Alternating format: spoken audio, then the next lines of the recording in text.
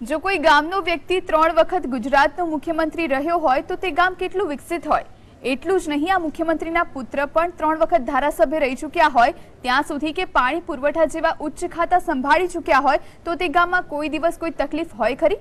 તકલીફ જ ન હોવી જોઈએ, પરંતુ આ એક એવું બદનસીબ ગામ છે જ્યાં તકલીફ સિવાય બીજું કંઈ નથી। આ છે બદલપુર ગામ। બદલપુર એટલે માધવસિંહ સોલંકીનું ગામ। એ માધવસિંહ સોલંકી જેઓ ગુજરાતના 3 વખત મુખ્યમંત્રી રહી ચૂક્યા છે। એટલું જ નહીં, તેમના પુત્ર ભરતસિંહ સોલંકી જે 3 વખત ધારાસભ્ય રહી ચૂક્યા છે, લોકસભામાં ચૂંટાયા છે, પાણી પુરવઠા જેવા અનેક ઉચ્ચ પદો પર પણ રહ્યા છે। પરંતુ આ ગામને જોઈને લાગે કે આ ગામમાંથી ગુજરાતના 2 મોટા નેતાઓ નીકળ્યા હશે।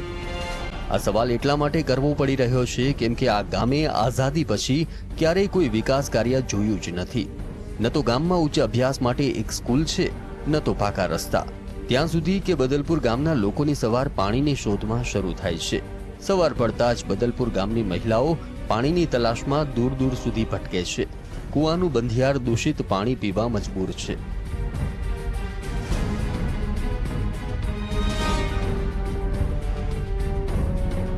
તો પાણીની બહુ તકલીફ છે સાહેબ, નાવા ધોવાની, કપડાની, બધાયની। કેટલાય સમયથી આવું અહીંયા લેડીઝ કૂવામાંથી પાણી પીવાનું ભલે આવે તો જ પીવાનું, બાકી તરસા રહેવાનું। અત્યાર સુધી માધવસિંહ, ભરતસિંહ, બધા રાજુભાઈ બધા થઈ ગયા, કોઈ પીવાના પાણી બાબતમાં જરા બી અહીંયા લીધું નહીં।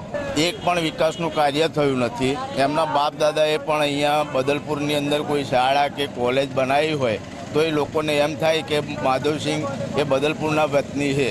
એમને જ્યારે વોટની કંઈક જરૂર પડતી હોય ત્યારે એમનું ગામ યાદ આવે છે। બાકી તો એમને ફોર્મ ભર્યું પણ અત્યાર સુધી હજુ ભરતસિંહ બદલપુરમાં દેખાણા નથી। બદલપુર ગામની પરિસ્થિતિ જોઈને સવાલ થાય, આખરે બદલાશે બદલપુર ગામની સ્થિતિ?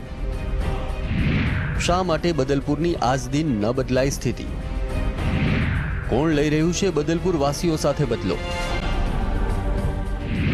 શા માટે બદલપુર પર ન અપાયું કોઈ ધ્યાન? બદલપુર એક એવું ગામ જ્યાં પાયાના પ્રશ્નો વણઉકેલ્યા હોય તો પછી શિક્ષણનો પ્રશ્ન તો ક્યાંથી ઉકેલાય? આ ગામમાં આજ દિન સુધી ઉચ્ચ અભ્યાસ માટે કોઈ વ્યવસ્થા નથી। આવનાર ચૂંટણીની અંદર બદલપુરની અંદર માત્ર અને માત્ર વિકાસ કાર્ય થાય અને ગામની અંદર એકતા રહે એવા પ્રયત્ન કરે એવા જ નેતા, એ ભાજપનો હોય કે કોંગ્રેસનો હોય, અમારે કોઈ નેતા સાથે મતલબ નથી। અમારે ગામના વિકાસ અને ગામના કાર્ય સાથે મતલબ છે। ગુજરાતના 3 વખત સીએમ રહી ચૂકેલા માધવસિંહ સોલંકીનું આ છે બદલપુર ગામ। માધવસિંહ અને તેમના પુત્ર ભરતસિંહ હવે તો પોતાના બંગલામાં રહે છે, પરંતુ બદલપુર ગામની બદતર હાલત હજુ સુધરી નથી।